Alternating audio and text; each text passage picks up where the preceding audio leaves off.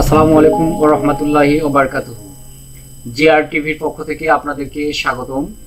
আমি আজকে এসেছি যে বিশ্ব ইজতেমায় যে ঘটনা, যে মর্মান্তিক দুর্ঘটনা এবং এর কারণে যে 4 জন ব্যক্তির মৃত্যু, এটা আসলে বাংলাদেশে কেউ কোনো জনগণই মেনে নিতে পারবে না, বা এটা শুনলেই আসলে খুবই মানে অত্যন্ত খারাপ লাগে যে এটা কিভাবে সম্ভব।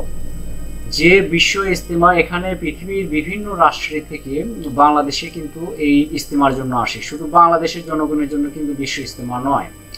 এটা কিন্তু হচ্ছে বাংলাদেশে 1967 সাল থেকে এই বিশ্ব ইজতেমা কিন্তু হয়ে এসছে। এবং আমরা ছোটতে দেখেছি, অর্থাৎ 2011 সালের আগে আমরা দেখেছি যে এই ইজতেমা কিন্তু শুধু একটি পর্ব ছিল এবং এখানে কোনো বিভেদ ছিল না। তো আমি আসলে বলতে চাই যে এখানে যে এই যে 2011 সালে কিন্তু এটা কিন্তু দুটি পর্বে বিভক্ত করা হয়েছে 2011 সালে, এবং এই 11 সালের আগে কিন্তু একটি পর্ব ছিল।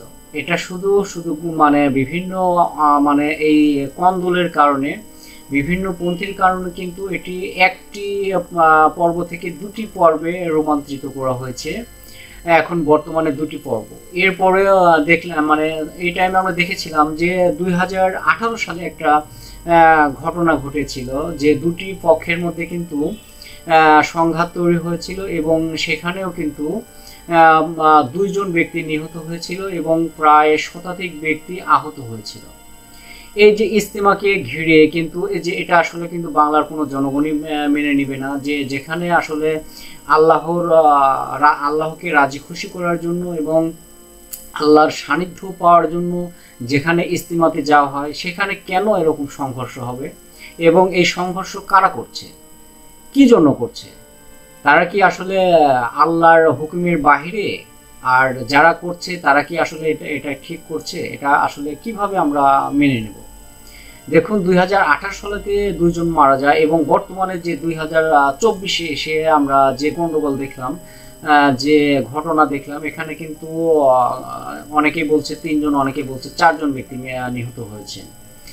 এবং আমি এটাও শুনলাম যে আসলে মানে একজনকে নাকি জবিও করেছে নাকি, এরকম কিছু শুনলাম। আসলে কতটুকু সঠিক আমি কিন্তু ওইভাবে শিওর হয়ে বলতে পারছি না, কিন্তু মৃত্যুবরণ করেছে 3 থেকে 4 জন।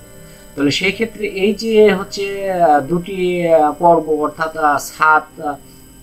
আল্লামা সাদ পর্ব এবং হচ্ছে জুবায়ের অনুসারী এবং সাদের অনুসারী, এই দুটি পর্বে কিন্তু বিভক্ত রয়েছে। তো সেই ক্ষেত্রে যে এখানে কে কোন পন্থী কাকে মরল, এটা আসলে যদি আমি নিশ্চিত করে ওইভাবে বললে কিন্তু হয়তো বা একটা পর্ব আমার এটা রাইট নাও হতে পারে। তবে আমি এই জন্য ইন্ডিকেট ওইভাবে বলবো না, যে কিন্তু অবশ্যই সাতপন্থী বা জুবাইরপন্থী এরা যে বিশৃঙ্খলা তৈরি করে 4 জন ব্যক্তি নিহত হয়েছেন, এটা আসলে অত্যন্ত লজ্জাজনক। এবং এই বাংলাদেশে তাহলে কি মেসেজ আসছে যে এই যে ইজতেমাকে ঘিরে যে গন্ডগোল, বিভিন্ন ইস্যু, তাহলে আমরা কি মেসেজ পাচ্ছি? যে এখানে আল্লাহকে রাজি খুশি করার জন্য এখানে যে ইজতেমাতে যাওয়া হচ্ছে, না আসলে এক পন্থী আর এক পন্থীকে দমন করার জন্য এখানে আসতেছে? তো এটা আসলে খুবই ভাবার বিষয়, যে এটা কোনোভাবেই মেনে নেওয়া সম্ভব নয়। ইজতেমা হবে এমন একটা ইজতেমা, যে ইজতেমায় হবে যে শুধু আল্লাহকে রাজি খুশি করার জন্য, আল্লাহর সান্নিধ্য পাওয়ার জন্য সবাইকে যেতে হবে। এখানে আমি যে এই যে বিভেদ রয়েছে, এই বিভেদকেও আমি ব্যক্তিগতভাবে বলছি এটা আমি মেনে নিতে পারি না। এখানে কিন্তু আমরা আল্লাহ তাআলাকে রাজি খুশি করার জন্যই কিন্তু এই বিশ্বে ইজতেমা সবাই আসেন, মুসল্লিরা আসেন পৃথিবীর প্রান্ত থেকে, বিভিন্ন প্রান্ত থেকে। তাহলে এখানে বিভেদ করার কোনো আমি যুক্তিগত দেখি না। তারপরেও যে বিভেদ করেছেন, যে বিভিন্ন সময় বিভিন্ন গন্ডগোল হয়, কিন্তু বিভেদ হওয়ার পরও যে এই যে দুইটা অনুসারীদেরকে আলাদা আলাদাভাবে ডেট দেওয়া হয়েছে। বিশেষ করে হচ্ছে প্রথম যে যারা হচ্ছে প্রথমে যারা করবে, ইজতেমা অংশগ্রহণ করবে, এটা হচ্ছে 31শে জানুয়ারি থেকে 2 ফেব্রুয়ারি পর্যন্ত।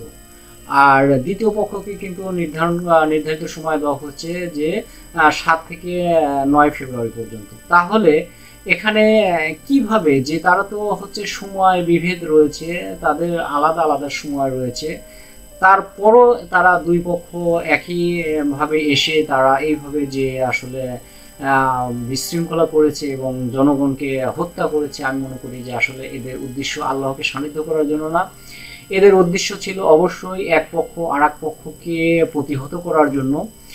তো আমি দেখলাম যে মাননীয় স্বরাষ্ট্র উপদেষ্টা তিনি বলেছেন যে যারা অপরাধ করেছে এবং তারা যে পন্থারই হোক না কেন তাদেরকে কঠিন শাস্তি দেওয়া হবে। তো আমিও এখানে সহমত যে আসলে যারা অপরাধী তারা কোনো আসলে দলের তারা কোনো হচ্ছে পন্থার নয়, বা এটি সাতপন্থী বা হচ্ছে জুবায়েরপন্থী এরকম বিচার না করে যারা অরিজিনালি যারা হচ্ছে এই হত্যার সাথে জড়িত, যারা বিশৃঙ্খলা তৈরি করেছে তাদেরকে দৃষ্টান্তমূলক শাস্তি দেওয়া উচিত, এবং পরবর্তীতে যেন কখনো এই যে গন্ডগোল বা এই যে মারামারি হানাহানি এটার কোনো ইস্যু কখনো কোনোভাবে যেন তৈরি না হতে পারে। আমি এই আশা ব্যক্ত করছি যে দৃষ্টান্তমূলক শাস্তি দিয়ে এই যে জঘন্যতম ইজতেমায় যে গন্ডগোল বা মারামারি এখান থেকে যেন সারা বাংলাদেশের সারা পৃথিবীর মানুষ মুক্তি পায়, আমি তাদের দৃষ্টান্তমূলক শাস্তি কামনা করে এখানেই রাখছি। ধন্যবাদ।